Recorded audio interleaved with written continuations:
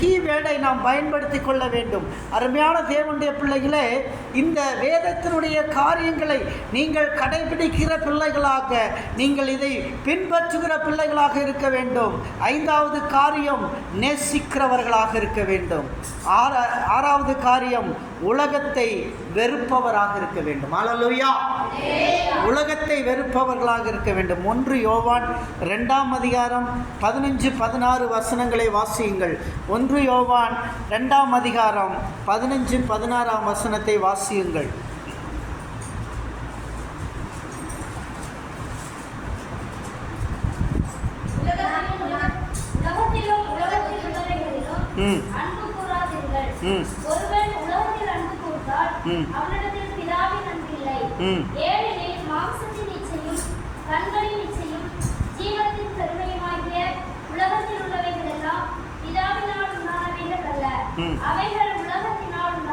பாருங்க, உலகத்தில் நம்ம பார்க்குறோம், உலகத்தை வெறுக்கணும். ஏன்னா கண்களின் இச்சை, மாம்ச இச்சை, ஜீவனத்தின் பெருமை, இந்த 3 பாவம் தான் உலகத்தில் இருக்குது. பாவம்னா என்னன்னா, 1 கண்களின் இச்சை, மாம்ச இச்சை, ஜீவனத்தின் பெருமை. 3 தான் இருக்குது. பாவத்தை பிரித்தோம்னு வச்சுக்கோங்க. பாவன்ற வார்த்தையை நம்ம பிரித்தோம்னா அதில் 1 கண்களின் இச்சைன்னு ஒரு பாவம், அடுத்து மாம்ச இச்சைன்னு ஒரு பாவம், அடுத்து ஜீவனத்தின் பெருமைன்னு ஒரு பாவம். இது ஆதாம் விழுந்துட்டான். ஆதாம் விழுந்தது இந்த 3 பாவம். 1 கண்களின் இச்சை, அந்த பழத்தை பார்த்தா ரொம்ப பார்வைக்கு அழகுள்ளதாக இருந்தது. பார்வைக்கு அழகான பழத்தை பார்த்து என்ன செஞ்சா? ஏவாள் அதை ரசித்தாள். அது புசிப்புக்கு இன்பமாக இருக்கும். மாம்ச இச்சை புசிப்புக்கு இன்பமாக இருக்கும் என்று அவள் புசித்தாள். ஜீவனத்தின் பெருமை, நான் அதை சாப்பிட்டால் கடவுள் மாதிரி மாறிவிடுவேன். இது ஜீவனத்தின் பெருமை. இந்த 3 பாவங்கள் தான் இந்த உலகத்தில் இருக்குது. இந்த 3 பாவத்திலும் ஆதாம் ஏதேன் தோட்டத்தில் விழுந்து போனான். 3 பாவத்திலும் விழுந்தான். கண்களின் இச்சையில் விழுந்தான். அந்த அழகான மரத்தை பார்த்தான். அந்த மரத்தை பார்த்து ஏவாள் இச்சித்தாள். நம்ம நிறைய பார்க்குறோம், அந்த மரத்தை பார்த்தோம், அந்த கனியை சாப்பிட்டோன்னு சொல்கிறோம். அந்த இடத்துல ஒரு உடல் உறவு சம்பந்தமான ஒரு கிரியை, அங்கே பிசாசின் கிரியை அங்கே நடந்திருக்கிறது நல்லாவே தெரியும். ஏவாள் அதை பார்க்கிறாள், அது அழகு என்று ரசிக்கிறாள். அவன் சொல்லி தருகின்ற அந்த கனியை அவள் புசிக்கிறாள். பிறகு தன் கணவனுக்கும் கொண்டு போய் அந்த கனியை குறித்து சொல்லுகிறாள். அதை அவனும் புசிக்கிறான். புசித்த இருவரும் நிர்வாணிகளாகிறார்கள் என்று வேதவசனத்தில் அந்த பதத்தை மறைத்து வைத்திருக்கிறார்கள். ஏதேன் தோட்டத்தில் முதல் விபச்சாரம் நடந்து விட்டது. ஏதேன் தோட்டத்தில் ஏவாள் ஆதாமால் கற்பழிக்கப்படுவதற்கு முன்பாகவே, ஆதாமின் தாம்பத்திய வாழ்க்கை தொடங்குவதற்கு முன்பாகவே சாத்தான் அவளை என்ன செய்தான்? கற்பழித்தான். ஆகவே தான் முதலில் பிறந்த பிள்ளைக்கு கொலை எண்ணம் வருகிறது. அந்த காயினுடைய காணிக்கையை கூட கர்த்தர் வெறுத்தார். அவனுடைய காணிக்கையை கர்த்தர் அங்கீகரிக்கவில்லை. ஆனால் அந்த ஆபேல் என்று சொல்லுகிற ஆதாமின் ஒரிஜினல் வாரிசாகிய ஆபேலை கர்த்தர் அங்கீகரித்து அவன் காணிக்கையை ஏற்றுக்கொண்டார் என்று சொல்லி பார்க்கிறோம். ஆனால் அவன் இவனை கொலை செய்கிறான். யார்? அந்த மூத்தவன் இளையவனை கொலை செய்கிறான். காயின் பிசாசின் வித்தில் பிறந்தவன், ஆபேல் ஆதாமின் வித்தில் பிறந்தவன். ஆகவே பிசாசின் வித்து ஆதாமின் வித்துக்கு எதிராக அவனை கொலை செய்கிறதை நாம் பார்க்கிறோம். அதன் பிறகு கர்த்தர் சாபத்தை காயின் மீது அனுப்புகிறார். அந்த சாபத்தை எடுத்துக்கொண்டு அவன் நிம்மதி இல்லாமல் அவன் அலைந்து கொண்டு இருக்கிறான். அவன் மீது 7 பலி சுமரும் என்று சொன்னார். அது எனக்கு பெரிய பாவம், எனக்குள்ளே ஒரு கிருபையை கொடு என்று அவன் கேட்ட பொழுது, உன்னை கொல்லுகிறவன் மீது 77 பலி சுமரும் என்று சொல்லுகிறார். இப்படி அந்த சாபத்தை விரிவுபடுத்தினார் கர்த்தர் என்று நாம் பார்க்கிறோம். அதன் பிறகு அந்த ஏதேன் தோட்டத்தில் தேவனுடைய மகிமை இழந்த ஆதாம் தன் மனைவியை கூட்டிக் கொண்டு அந்த தோட்டத்தை விட்டு வெளியேறினதை நாம் பார்க்கிறோம். அந்த இடத்திலே ஒரு பெரிய பாவத்தின் விளைவு, கண்களின் இச்சை விளையாண்டது, மாமிசத்தின் இச்சை விளையாண்டது, ஜீவனத்தின் பெருமை 3க்கும் விழுந்துவிட்ட ஆதாம் விமோச்சனம் இல்லை என்று போய்விட்டது. ஆனால் ஆண்டவராகிய இயேசு கிறிஸ்து வருகிறார். 2ஆம் ஆதாமாக வருகிறார். 2ஆம் ஆதாம் வந்து 40 நாள் உபவாசம் இருக்கிறார். 40 நாள் உபவாசத்திற்கு பிறகு அவர் இறங்கி வருகிறார். கண்களின் இச்சையில் அவன் சாத்தான் உலகத்தின் சகல ராஜ்யங்களையும் காட்டுகிறான், அழகழகான நாடுகளை காட்டுகிறான். காட்டி இந்த நாடுகள் எல்லாம் என்னுடைய பெயரில் இருக்கிறது என்று சொல்லி காட்டுகிறான். அருமையான சகோதரனே, சகோதரியே, கண்களின் இச்சை வாலிபத்தை மயக்கும். கண்களின் இச்சை மோசமானது, வாலிபத்தில் மயக்கும். அருமையான டாலரை பார்த்து மயங்கி விடாதே, அருமையான கயிறுகளை பார்த்து மயங்கி விடாதே. இது பரலோகத்துக்கு உன்னை கொண்டு செல்லாது. நரகத்துக்கு போவாய், நீ நரகத்துக்கு போவாய். உன்னுடைய அழகழகான பொருட்கள் உன்னை பரலோகம் கொண்டு செல்லாது. வாலிப பிள்ளைகள் மயங்கி விடாதீர்கள். கண்களின் இச்சை மோசமானது. உலகத்தில் உள்ள இச்சையிலே மோசமான இச்சை கண்களின் இச்சை. அந்த இச்சை கொடூர இச்சையாக இருக்கிறது. மனிதனை அழிக்கும், வாலிப வயதை அழிக்கும், குடும்பத்தை அழிக்கும், கணவன் மனைவி உறவை வெறுக்க வைக்கும். கண்களின் இச்சை, கண்களின் இச்சை மோசமானதாக இருக்கிறது. அருமையான தேவனுடைய பிள்ளைகளே, தேவனோடும் உன்னோடும் உள்ள உறவை அது தட்டிவிடும். உனக்கும் தேவனுக்கும் பெரிய பிளவை ஏற்படுத்திவிடும் கண்களின் இச்சை. இந்த கண்களின் இச்சையை உலகத்தின் சகல ராஜ்யத்தையும் காட்டுறானே, கொண்டு போய் காட்டி என்னை பணிந்து கொள்ளிட்டு கேட்கிறான். அதிலே கர்த்தர் சொன்னார், உன் தேவனாகிய கர்த்தரை மட்டும் பணிந்து கொள்ளணும், அவர் ஒருத்தருக்கு தான் ஆராதனை செய்யணும் என்று சொன்னார். அந்த இடத்துல கண்களின் இச்சையை 2ஆம் ஆதாமாகிய என் ஆண்டவராகிய இயேசு கிறிஸ்து வென்றார். அவர் ஜெயிச்சார். மாம்ச இச்சை ஃபாஸ்டிங் முடிச்சு வந்துகிட்டு இருக்காரு. அவரை வந்தோடனே சொல்றாரு, உனக்கு பசிக்குது இல்லப்பா, பசிக்குது இல்லை, இந்த பாரு இந்த அப்பம் கல்லெல்லாம் ரொட்டி ஆக்கிடு, கல்களை அப்பமாக்கி சாப்பிடு என்று சாத்தான் கேட்குறான். சாத்தான் கேட்ட உடனே கர்த்தர் சொன்னார், man is not in bread alone but by the word of God he will save. மனிதன் அப்பத்தினால் மாத்திரம் அல்ல, தேவனுடைய வாயிலிருந்து புறப்படுகிற ஒவ்வொரு வார்த்தையினாலும் அவன் பிழைப்பான். அல்லேலூயா. இன்னைக்கு நம்ம நினைச்சிட்டு இருக்கிறோம் நம்ம சாப்பிட்ற சாப்பாட்டுனால பிழைப்போன்னு டாக்டர் சொல்கிறார். நீ இந்த சாப்பாடை சாப்பிடாமல் இருந்தால் பிழைச்சிடுவ, இதை சாப்பிட்டீங்கன்னா நீ செத்து போயிடுவ, இப்படியெல்லாம் டாக்டர் சொல்கிறாங்க. ஏன் மெடிசனை சாப்பிட்டீங்கன்னா நீ ரொம்ப வருஷம் உயிர் வாழ்வேன்னு சொல்கிறாங்க. ஆனால் நான் சொல்கிறேன், தேவனுடைய வாயிலிருந்து புறப்படுற ஒவ்வொரு வார்த்தையால் தான் நம்ம பிழைக்கணும். அல்லேலூயா. ஆண்டவர் ஒரு நாளை நமக்கு கூட்டி போடும் பொழுது அந்த ஒரு நாள் அவர் கூட்டுவதனாலே நம்ம பிழைத்துக்கிட்டு இருக்கோம். அவர் ஒரு நாளை கூட்டுறாரு, நம்ம ஒரு நாள் பிழைக்கிறோம். அவர் ஒரு நாளை கூட்டி போடுறாரு, நம்ம உயிரோடு இருந்துகிட்டு இருக்கிறோம். அல்லேலூயா. இப்போ பாருங்க, மாம்ச இச்சையில் இந்த கல்லுகளை அப்பமாக்கணும் போது இயேசு கிறிஸ்து 2ஆம் ஆதாம் மாம்ச இச்சை, ஆதாம் அங்கே விழுந்தான். மாம்ச இச்சையில் விழுந்தான். அந்த கனி பார்வைக்கு இன்பம், புசிப்புக்கு நல்லது. பைபிளை நல்லா படித்து பாருங்கள், தெரியும். அந்த இடத்துல ஒரு ரேப்பிங்கே நடந்திருக்கும். அந்த இடத்துல பார்த்தீங்கன்னா பார்வைக்கு இன்பம், புசிப்புக்கு நல்லது என்று சொல்லி அதை புசித்தால் தன் கணவனுக்கும் கொண்டு வந்து கொடுக்குறான். அவனும் புசித்தான். இங்கே பாருங்க, இந்த சாத்தான் சொன்ன கல்லை அப்பமாக்கு என்று சொல்கிற ஒரு டெக்னிக்கை இயேசு கிறிஸ்து பயன்படுத்தவில்லை. ஏனென்றால் மனிதன் அப்பத்தினால் மாத்திரமல்ல, தேவனுடைய வாயிலிருந்து புறப்படுகிற ஒவ்வொரு வார்த்தையினால் தான் பிழைக்கிறான் என்பதை இயேசு தெளிவாக சொல்லுகிறார். அருமையான சகோதரனே, சகோதரியே, அநேக வேளையில் வியாதியோடு கவலைப்பட்டு கொண்டு இருக்கிறாயா? எனக்கு இந்த பிரச்சனை இருக்கிறது என்று நினைக்கிறாயா? மனிதன் அப்பத்தினால் மாத்திரம் அல்ல, தேவனுடைய வாயிலிருந்து புறப்படுகிற வார்த்தையால் தான் நீங்கள் பிழைச்சிட்டு இருக்கீங்க. அல்லேலூயா, அல்லேலூயா. அடுத்து பாருங்க, ஜீவனத்தின் பெருமை தேவாலயத்தின் உப்புருகையில் நிறுத்திட்டான். கீழே குதியும். தேவ தூதர்கள் தங்கள் கைகளில் ஏந்தி கொண்டு போர். பார்த்தீங்களா, சாத்தா அந்த 3 சோதனைக்கும் அவன் பயன்படுத்துறது வேத வசனம். நீங்கள் பைபிள் எடுத்து தெளிவாக படித்து பாருங்கள். 3 சோதனைக்கும் அவன் பயன்படுத்தினது வேத வசனம். சாத்தான் பேசுனது வேத வசனம். சாத்தான் வேத வசனத்தை நல்லா தெரிஞ்சு வச்சிருப்பான். சாத்தான் வேத வசனத்தை பேசுவான். வேத வசனத்தை 3 சோதனைகளிலும் இயேசுப்பாகிட்டே சாத்தான் பேசுகிறான். ஆனால் இயேசு கிறிஸ்து அவனை ஜெயிக்கிறதுக்கு அவரும் வேத வசனத்தை வச்சு தான் ஜெயிக்கிறார். அல்லேலூயா, அல்லேலூயா. வேத வசனத்தை பேசி இயேசுவை வீழ்த்தலான்னு நினைக்கிறான். ஆனால் அதே ஆண்டவராகிய இயேசு கிறிஸ்து வேத வசனத்தை பேசி சாத்தானை ஜெயிக்கிறார். ஜீவனத்தின் பெருமையில் ஜெயிக்கிறாரு. அவர் அங்கேருந்து விடுதலை பண்ணி அப்பால் இப்போ சாத்தானேன்னு சொல்லிட்டு 3 கண்களினிச்ச மாம்சயிச்ச ஜீவனத்தின் பெருமையில் ஜெயிச்சார். ஜீவனத்தின் பெருமை ஒரு கொடிய வியாதி, கொடியது. சில நேரங்களில் மனிதனை மயக்கிடும். மனிதனுக்கு சில நேரங்களில் ஏதாவது ஒரு புகழ்ச்சியை கொடுத்துரும்.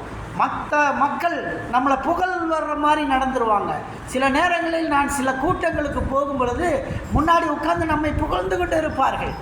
நம்மை புகழ்வதை ஆண்டவருடைய சமூகத்திலே நாம் விட்டுவிட வேண்டும்.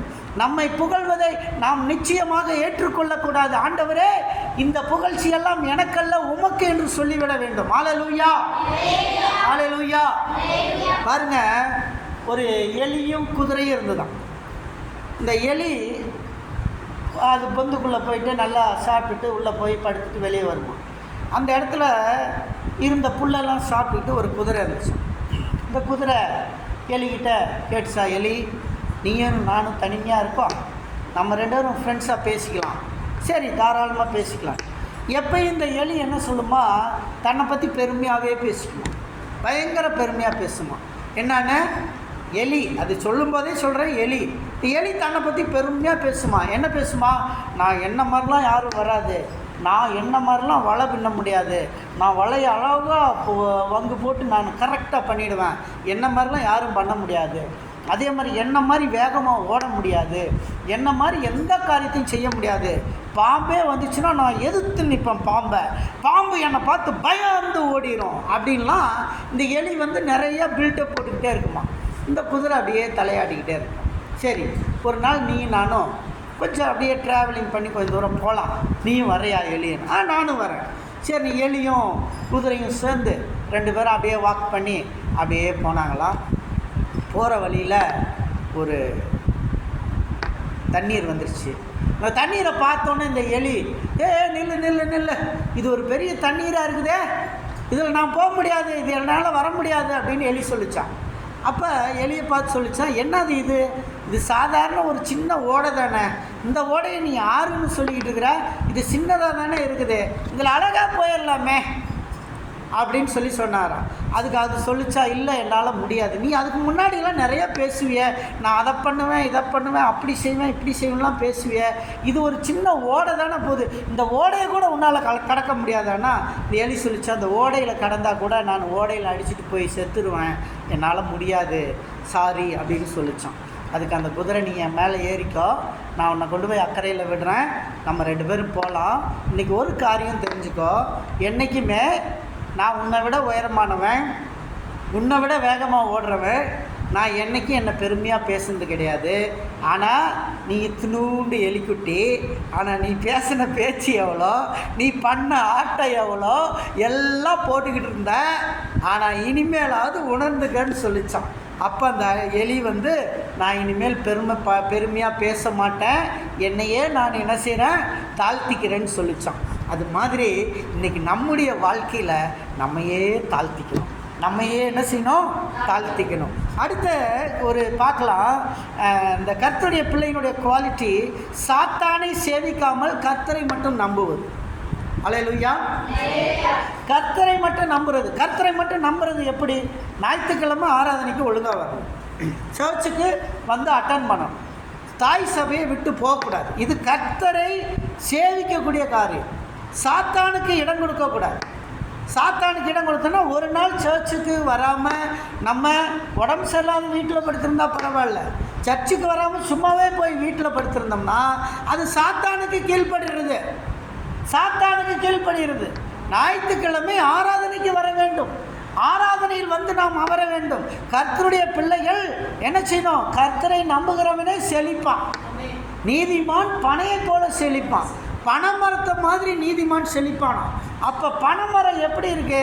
வெயில் வந்தாலும் புயல் அடித்தாலும் தன்னுடைய செழிப்பை விடாது. பனைமரம் அது வெயில் காலத்திலும் செழிப்பாக தான் தெரியும், அது மழை காலத்துலேயும் செழிப்பாக தான் தெரியும், எல்லா நாளும் அது செழிப்பாக இருந்து கொண்டே இருக்கும். ஒரு இலை காய்ந்து விட்டால் அந்த இலையை அப்படியே கீழே தள்ளிடும், அந்த கிளையோடு கீழே தள்ளிடும், அது வச்சிருக்காது. அது எப்பயும் பனைமரத்தினுடைய ஒரு கேரக்டர். அந்த மாதிரி நீதிமான் பனையை போல செழிப்பான் என்று வேதவசனம் சொல்லுகிறது. ஆகவே அர்ப்பணிக்கப்பட்ட தேவனுடைய பிள்ளை பனைமரத்தை போல கர்த்தரை சேவிக்க வேண்டும். அல்லேலூயா, அல்லேலூயா. அடுத்ததாக 9வது காரியம், தேவனுக்காக வாழ்வை அர்ப்பணித்தவர்கள். தேவனுக்காக வாழ்வை அர்ப்பணித்தவர்கள். சங்கீதம் 37:5 வாசியுங்கள். சங்கீதம் 37:5.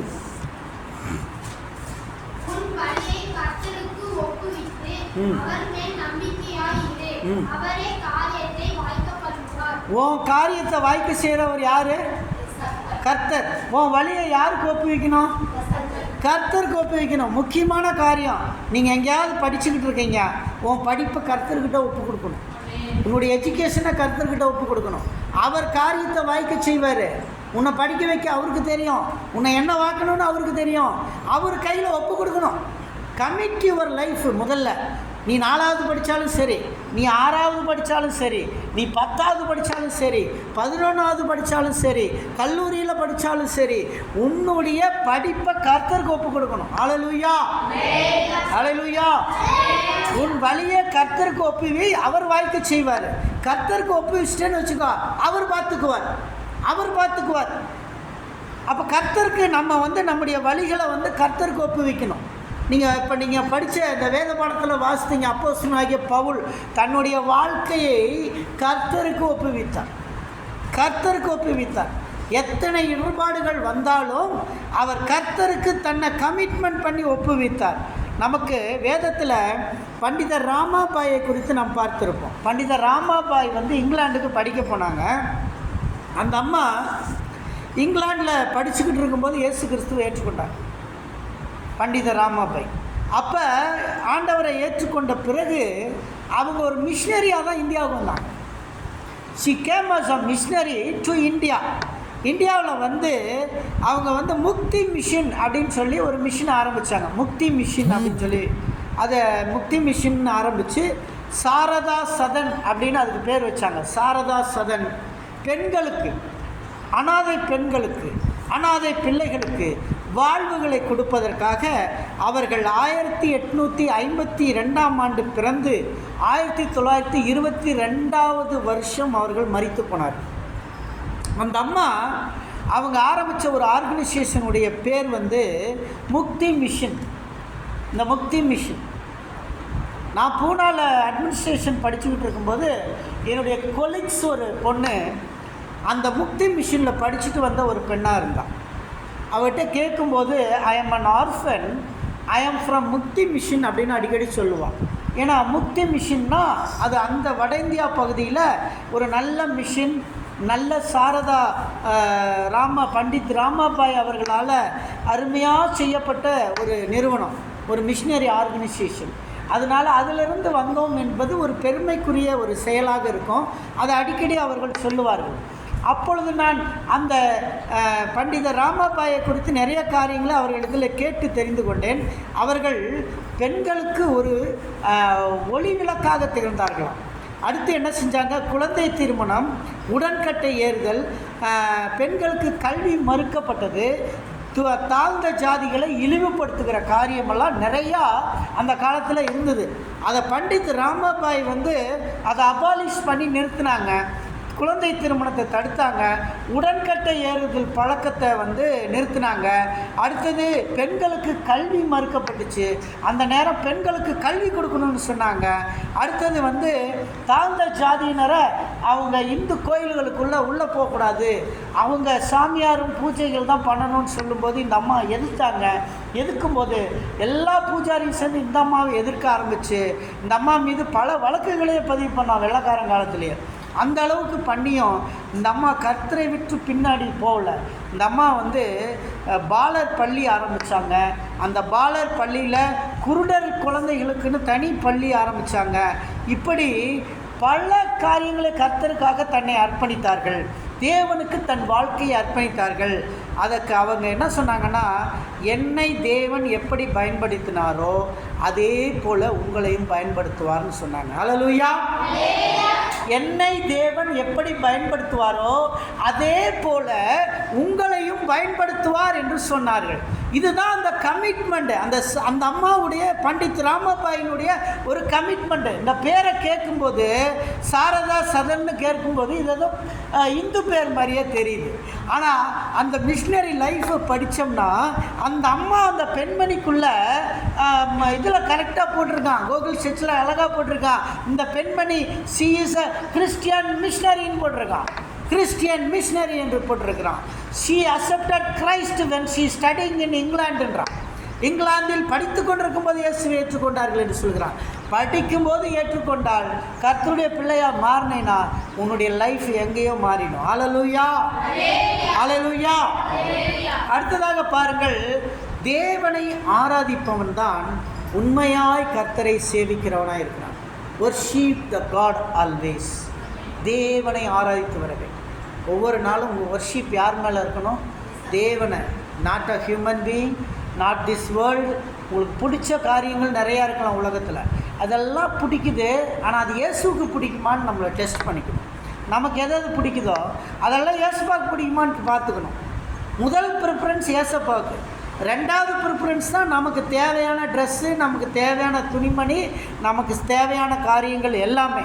முதல் ஆண்டவர், முதலாவது தேவனுடைய ராஜ்யத்தையும் அவருடைய நீதியையும் தேடுங்கள், அப்பொழுது இவைகளெல்லாம் உங்களுக்கு கூட கொடுக்கப்படும்.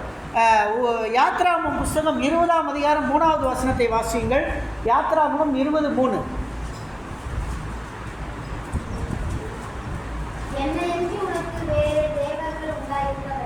என்னை அன்றி உனக்கு வேற தேவர்கள் உண்டாயிருக்க வேண்டாம். கர்த்தரை மட்டும் நாம் சேவிக்க வேண்டும், கர்த்தரை மட்டும் ஃபாலோ பண்ணணும். அருமையான தேவனுடைய பிள்ளைகளே, இதுதான் அர்ப்பணிப்பு. This is called as commitment. இயேசுவை ஏற்றுக்கிட்டோம், ஞானஸ்நானம் எடுத்துக்கிட்டோம், நம்ம கமிட்மெண்ட்டோடு வாழணும். எப்படிப்பட்ட கமிட்மெண்ட்? பாவம் செய்யாமல் இருக்கணும், தேவனை தேடணும், மனிதனுக்கு பயப்படக்கூடாது, தேவனுக்கு பயப்படுகிறவங்களாக இருக்கணும், தேவனை நேசிக்கிறவங்களாக இருக்கணும், உலகத்தின் காரியத்தை வெறுக்கிறவங்களாக இருக்கணும், சாத்தானை சேவிக்காமல் கர்த்தரையே நம்பிக்கொண்டு இருக்க வேண்டும், தேவனுக்கு வாழ்வை அர்ப்பணிக்க வேண்டும். நம்முடைய படிப்பு, நம்முடைய வேலைகள் எல்லாத்தையும் தேவனுக்கு அர்ப்பணிக்கணும். எந்த ஒர்க்கில் இருந்தாலும் சரி அந்த ஒர்க்கை தேவனுக்கு அர்ப்பணிக்கணும். எந்த படிப்பில் இருந்தாலும் சரி அந்த படிப்பை தேவனுக்கு அர்ப்பணிக்கணும். ஊழியத்தில் இருக்கிறவங்க ஊழியத்தை தேவனுக்கு அர்ப்பணிக்கணும். அடுத்தது தேவனை ஆராதிப்பவர்களாக இருக்கணும். எப்போதும் தேவனை ஆராதிச்சு கொண்டே இருங்க, துதித்து கொண்டே இருங்க. தேவன் உங்களோடு இருப்பார். உங்களிடத்திலிருந்து தேவன் பெரிய காரியத்தை செய்வார். நாம் எல்லாரும் எழுந்து நின்று ஜெபிப்போமா? எல்லாரும் எழுந்து நிற்கலாம். Shall we all stand in the presence of God? நாம் இன்னைக்கு இந்த கேட்ட இந்த சத்தியத்தின்படி ஆண்டவரே எங்களை மாற்றுங்கப்பா. அப்பா, எங்களுடைய வாழ்க்கை நாங்கள் கேட்டபடி எங்கள் வாழ்க்கை மாறட்டும் என்று கேட்போம். அன்பின் கர்த்தாவே, உம்மை துதிக்கிறோம், உம்மை ஸ்தோத்தரிக்கிறோம் ஆண்டவரே. அப்பா, இன்னைக்கு அவங்களுடைய வேலைகளை எல்லாம் ஆண்டவருக்கு ஒப்பு கொடுக்கட்டும். Commit their life to the Lord. இந்த 10 காரியங்கள் எங்களுடைய வாழ்க்கையில் வரட்டும் அப்பா. பண்டித் ராமப்பாயை போல் ஆண்டவரே, இந்த குதிரையை போல பெருமைப்படாதபடி ஆண்டவரே, எலி போல் பெருமையிலிருந்து மனம் திரும்புகிற பிள்ளைகளாய் மாறட்டும் ஆண்டவரே. உமக்கு நன்றி அப்பா. உம்மை துதிக்கிறோம், உம்மை ஸ்தோத்தரிக்கிறோம். நீரே தொடர்ந்து ஆசீர்வதிப்பீராக, தொடர்ந்து பலப்படுத்துவீராக. உம்முடைய கிருபை சூழ்ந்து கொள்ளட்டும். கர்த்தருடைய ஆவியானவர் இறங்கி வரும்படியாய் நான் செபிக்கிறேன். கர்த்தருடைய கரம் இறங்கி வரும்படியாய் செபிக்கிறேன். ஆண்டவரே, உமக்கு ஸ்தோத்திரம். இன்றைக்கு பிள்ளைகள் ஒப்பு கொடுக்கும் பொழுது பிள்ளைகள் ஒப்பு கொடுக்கப்படட்டும் ஆண்டவரே. அப்பா, சிங்கங்களின் குகைக்குள்ளே விழுந்தாலும் சிங்கங்களின் வாயை கட்டி போட்ட தேவன், எங்களுக்கு எதிரான எல்லா நாவுகளும் கட்டப்பட்டிருக்கட்டும். எங்கள் ஊழியத்திற்கு எதிரான எல்லா நாவுகளும் கட்டப்பட்டிருக்கட்டும். எல்லா சக்திகளும் கட்டப்பட்டிருக்கட்டும். ஆண்டவரே, நாங்கள் ஆண்டவரே முன்னேறத்தக்கதாக தேவன் ஆசீர்வாதத்தை கொடுக்கும்படியாக நாங்கள் செபிக்கிறோம். உம்மை துதிக்கிறோம் ஆண்டவரே. கண்களின் இச்சை, மாம்ச இச்சை, ஜீவனத்தின் பெருமையிலிருந்து எங்களை விலக்கி காத்தருளும். எங்களை ஆசீர்வதி. உமக்கு நன்றி ஆண்டவரே, உமக்கு ஸ்தோத்திரம். உமக்கு நன்றி. நசரேயனாகிய இயேசு கிறிஸ்துவின் நாமத்தில் எங்கள் ஜெபத்தை ஏறெடுக்கிறோம் பரமபிதாவே. என் ஆத்துமாவே கர்த்தரை ஸ்தோத்திரி, என் முழு சுத்த நாமத்தை ஸ்தோத்திரி. என் ஆத்துமாவே கர்த்தரை ஸ்தோத்திரி, கர்த்தர் செய்த சகல பாரங்களையும் மறவாதே. ஆமென். நம்முடைய கர்த்தராகிய இயேசு கிறிஸ்துவின் கிருபையும் பிதாவாகிய தேவனுடைய அன்பும் பரிசுத்த ஆவியினுடைய அன்புடைய ஐக்கியம் சந்தோஷமும் சமாதானமும் நம் அனைவரோடும் கர்த்தருடைய வருகை பெரிதும் நிலைத்திருப்பதாக. ஹல்லேலூயா, ஹல்லேலூயா, ஹல்லேலூயா. கர்த்தருக்கு ஸ்தோத்திரம்.